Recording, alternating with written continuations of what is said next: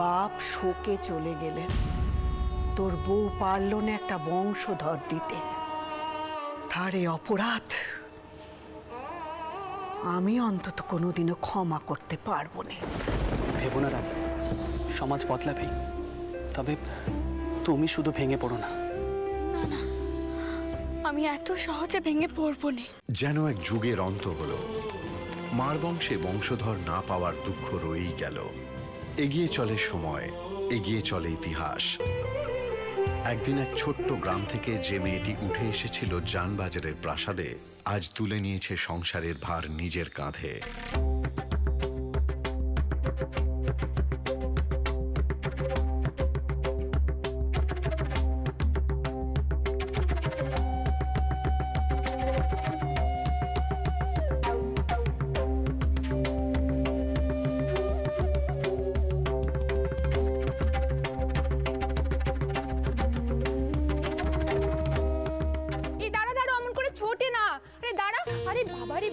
মায়ের নাকবে তো। হ্যাঁ, মাকে ছাড়ো।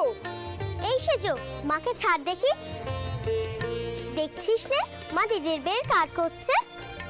বাবা, তোমার মেয়েরা সারাক্ষণ মামা করেই অস্থির। এতক্ষণ নানা কথা এদেরকে বুলিয়ে রেখেছিল, আর পারলুম না। বলি, ও বউ, এই চিড়িখানা নিয়ে কোথায় চললে? সবখান থেকে তোমার ডাক পড়েছে। হ্যাঁ গো পুটু দিদি, তুমি পদ্মর বেদ চিড়িখানা ঠাউর ঘরে রেখে এসো। বাউন বউ দিয়ে গেল, আমাকে এখন ভাড়ার ঘরে যেতে হবে। নক্কি মা আমার, তুমি বোনদের নিয়ে ঠাকমার ঘরে যাও দেখি। তুমি হলে গিয়ে বড় দিদি, তোমাকেই তো এখন বোনদের সামলাতে হবে। আমার যে এখন 19 কোটি কাজ বাকি মা। আচ্ছা মা। এই বোন, এদিকে আয় দেখি। দেখছিস রে, মায়ের কত কাজ। ও পুটুখুড়ি, বোনকে দাও দেখি। ও মা, তুই পারবি নিতে? খুব পারবো, একবার দিয়ে দেখোই না। আচ্ছা বেশ, এনে দেখিস, সাবধানে ধরিস। চল বোন।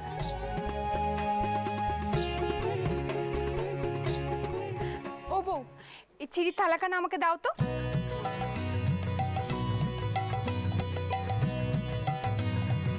ও না দেবো, তুই এখানে? হ্যাঁ গো ফুল ঠাকমা, তোর জন্য ভাড়ার ঘরে সবাই বসে রয়েছে। এই তো যাই। আর যাই, চন্দর তোর জন্য নিচে অপেক্ষা করছে, তোর সঙ্গে কথা বলবে বলে। কোথায় কি আয়োজন করবে কথা না বলে যে সিদ্ধান্ত নিতে পারছে না। আমি বলি কি, এই মা দুর্গার মতো 10 হাতে একেবারে 10 ভুজা সেজে। এই যে রানী, তুমি এখানে, তোমাকে কতবার ডেকে পাঠালাম। নিচে চলো, এসে বলো নহবতখানা কোথায় বসাতে চাও। নায়েব মশাই নিজে তোমার জন্য লোকজন নিয়ে অপেক্ষা করছেন। আমি আর কি কইব, আপনি যা ভালো বোঝেন। আমাকে এখন ভাড়ার ঘরে যেতে হবে। এই যে ফুল ঠাকুমা, তুমি বলো তো, আমি যদি আমার পছন্দ মতো নহবতখানা বসাই, সেটা তো রানী মায়ের পছন্দ নাও হতে পারে। সত্যি বাবা, একেবারে স্বামী সোহাগিনী। কত কাল ধরে আমার নাতি তোর কথা শুনলো, একেবারে আঁচলে বাঁধা রইল। এমন স্বামী আর পাবি নে রে। তুমি যে কি বলো না ফুল ঠাকমা। চলুন, কোথায় যেতে হবে। এসো চলুন।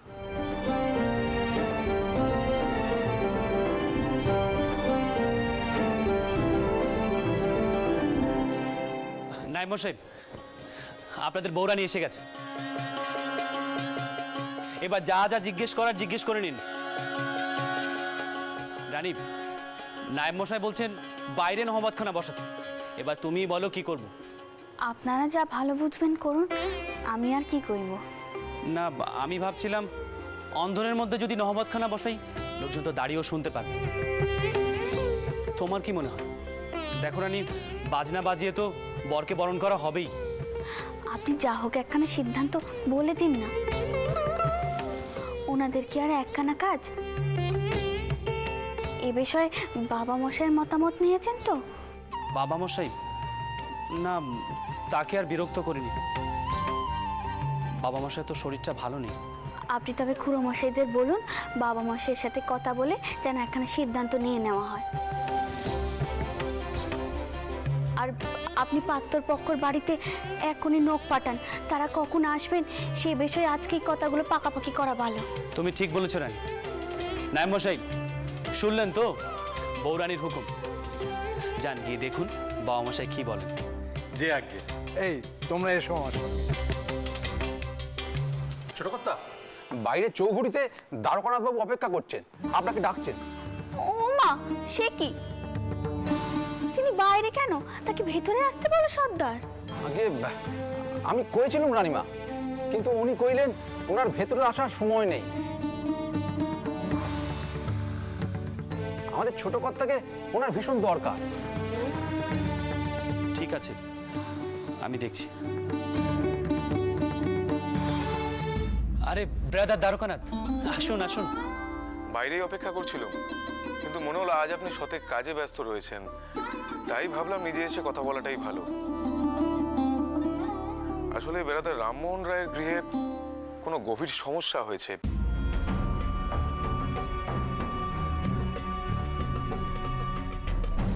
তাই উনি আমাদের সকলকে সেখানে ডেকেছেন। সমস্যা? কিন্তু বাড়িতে এত কাজ ফেলে, বুঝতেই তো পারছেন, বিয়ে বাড়ির কাজ। আপনি যান, আগে দেখুন কি হয়েছে। তিনার মতো মানি মানুষ তো আর বিনা কারণে ডাকবেন না। আর এদিকে তো অভয় ঠাকুরপো রইল। অভয়? কিন্তু অভয় কি দায়িত্ব নিয়ে আমাদের পাশে দাঁড়াবে? নিশ্চয়ই নেবে। সে হলো কি পদ্মর কুড়ো। বিয়ে হলো আনন্দ উৎসব, সেখানে কেউ মুখ পার করে থাকে নাকি? আপনি সে নিয়ে ভাববেন না। আর হ্যাঁ, আপনি সরজুর বাপের ঘরে নেমন্তন্ন করেছেন তো? কিন্তু আপনি তবে আসুন, আপনার সাঙ্গাতরা অপেক্ষা করছেন।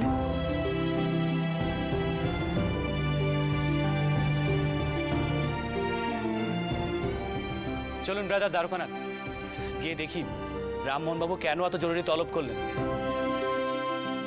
সত্যি বেড়াদার, বৌঠানের কথাবার্তা শুনলেই বোঝা যায় কেন আপনি প্রতি কাজে ওনাকে ডাকেন।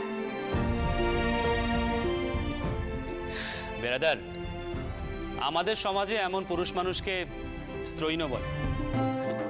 আপনি বুঝি এই কথাটাকে একটু রেখে রেখে পালিশ করে বললেন, তাই তো?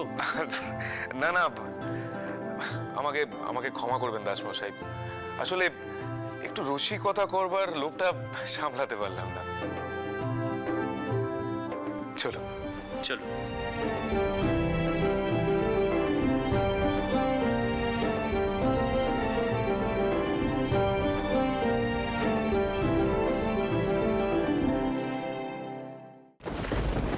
আচ্ছা, চাল চাললো বটে চন্দরের বউ।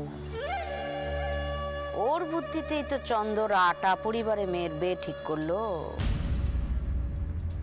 এ আর কিছুই নয়, কুলীন পরিবারে মেয়ের বিয়ে দিয়ে যাতে ওঠার চেষ্টা। টাকা টাকা,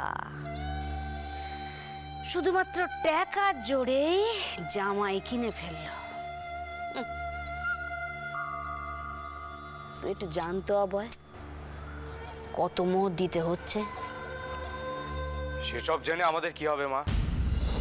তুমি তো জানোই ওদের ক্ষমতা প্রতিপত্তি আমাদের থেকে বেশি। ও, তার মানে সারাটা জীবন আমাদের শুধু হাপিত্তেশ করে কাটাতে হবে, তাই তো? কেন ছোট খুড়িমা, হাপিত্তেশ করবেন কেন? কোনো সমস্যা হয়েছে? তুমি কখন এলে বাছা?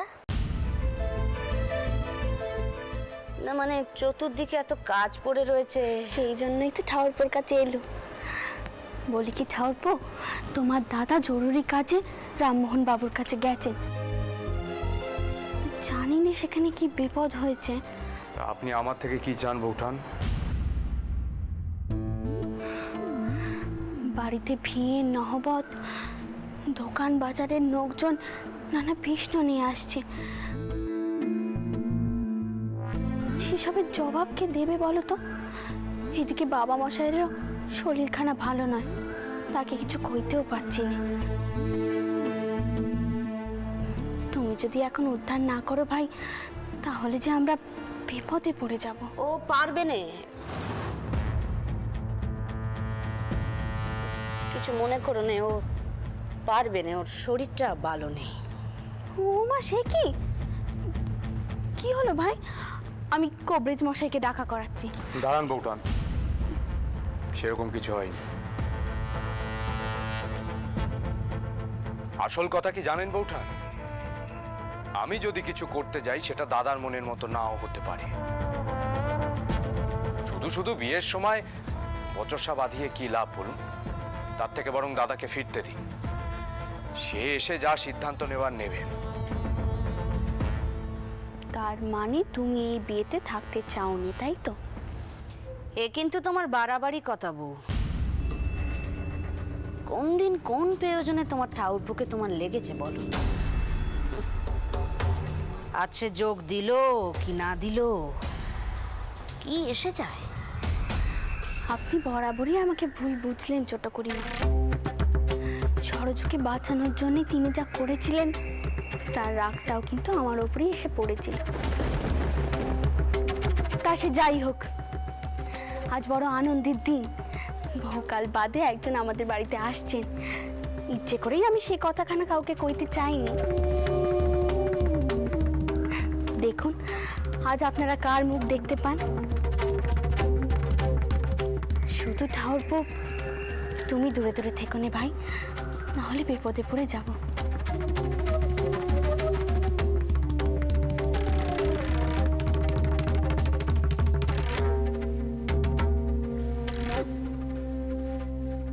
মা, বৌঠান কার কথা বলে গেলেন? কে আসছে? সরজু বউ নয় তো?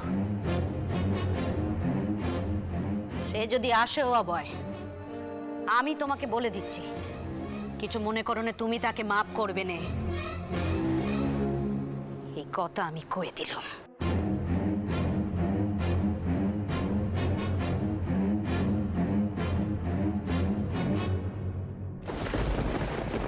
আসুন আসুন কমল কৃষ্ণ মশাই, মার বাড়িতে আপনাকে সুস্বাগতম। আপনাকে দেখে বড় ভালো লাগছে বেআই মশাই, কতদিন পর দেখা। সত্যি কথা বলতে কি বেআই মশাই, রাজচন্দ্র আর বৌমার কাছে আমি চিরকৃতজ্ঞ। তারা পাশে না থাকলে আমার কন্যার থাক থাক সেসব কথা। তাদের জ্যেষ্ঠা কন্যার বিয়ে আমি কি না এসে পারি? দাদা একটু অসুস্থ আছেন, তাই আসতে পারলেন না। আপনি যেন কিছু মনে করবেন না। শরীর খারাপ হলে আর আসবেন কি করে? আর যদি সুস্থ থেকেও উনি না আসতেন তাহলেও আমি কিছু মনে করতুম না।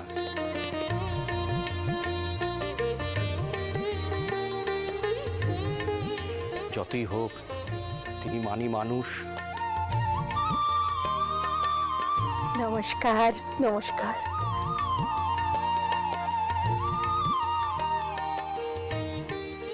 সরজুমা, এসো ভেতরে এসো, মাধবকে নিয়ে এসো।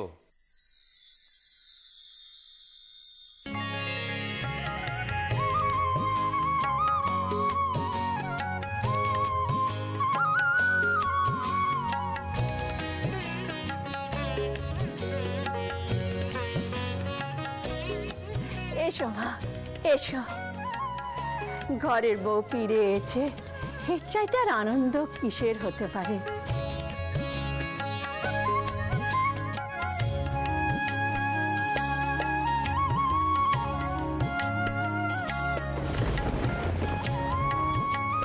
থাক মা, থাক, সুখে থাকো, সুখে থাকো মা।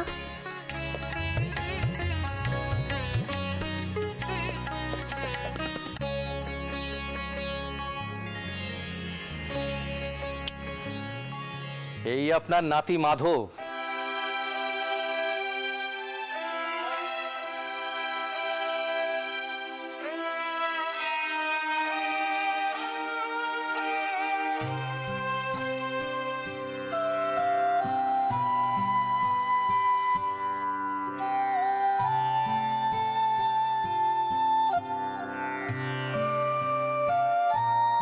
মাধব, প্রণাম করো।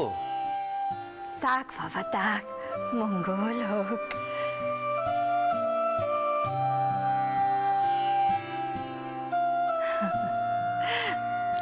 মাধব, এসো আমার সোনা ছেলে।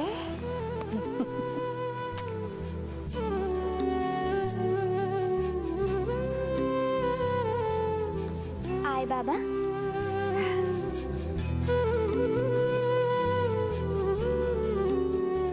পেন নাম কর।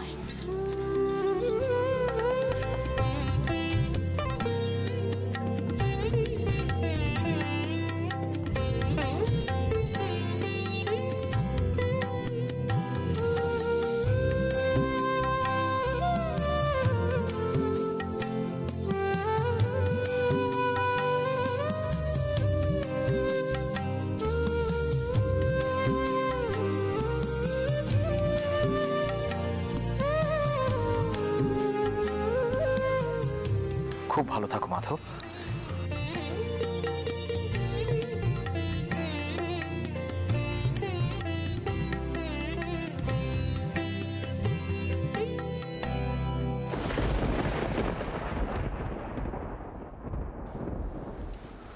সরজবু, তুই ওপরে যা, নাচবো।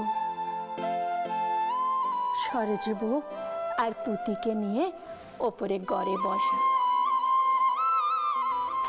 যাবো, যা।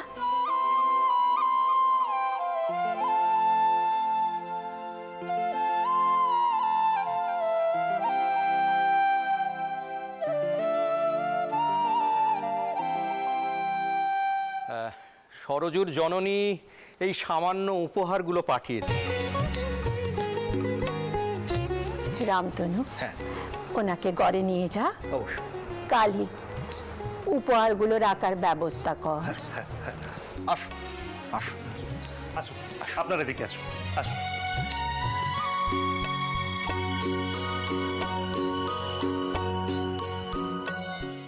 দিমাগ দিমাগ, চন্দরের বইয়ের দিমাগ আর সহ্য করা যাচ্ছে না।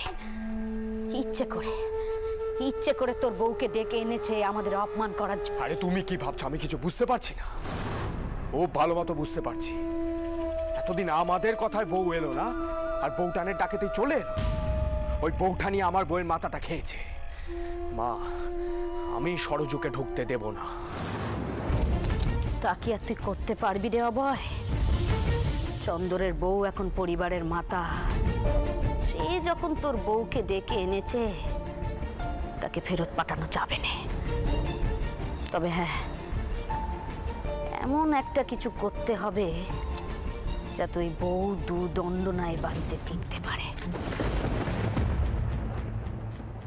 কথাটা যেন বড় তরফের কানে না ওঠে। এমনভাবে কাজটা করব যাতে সাপও মরবে, আবার লাঠিও ভাঙবে না। সরজু,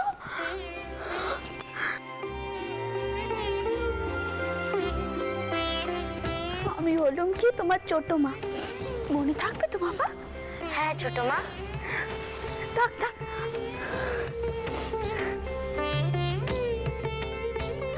আইদিকে আমার সাথে, আমি তোকে পদ্মর কাছে নিয়ে যাব, তারপর ঠাকুরপুর কাছে।